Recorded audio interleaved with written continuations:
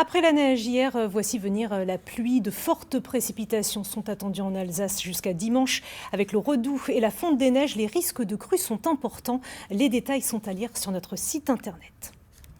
Je vous le disais en titre, c'est une performance d'une rare technicité que l'on doit à une entreprise alsacienne, la construction du Grand Palais éphémère à Paris. Il va remplacer le prestigieux édifice le temps de sa rénovation.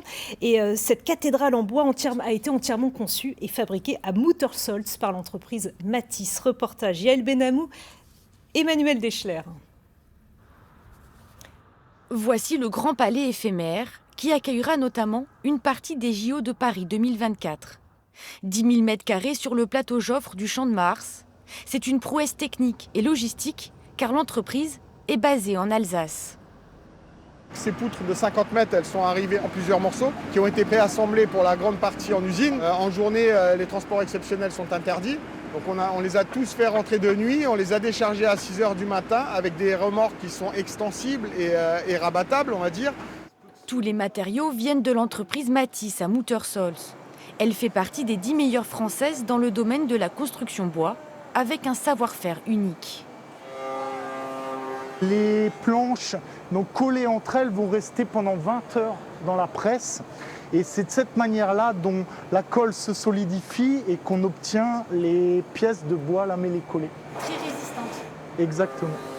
Mais avant d'usiner toutes les pièces nécessaires, il a fallu concevoir le projet. Les ingénieurs de Matisse ont calculé, élaboré des dimensions, un travail très exigeant dont se souviendra Sylvien Amroun. C'est des projets autant en esthétique, en apparence qu'en complexité de calcul et de technicité en fait, de l'ouvrage. C'est vraiment très intéressant, c'est pour ça que je m'en souviendrai.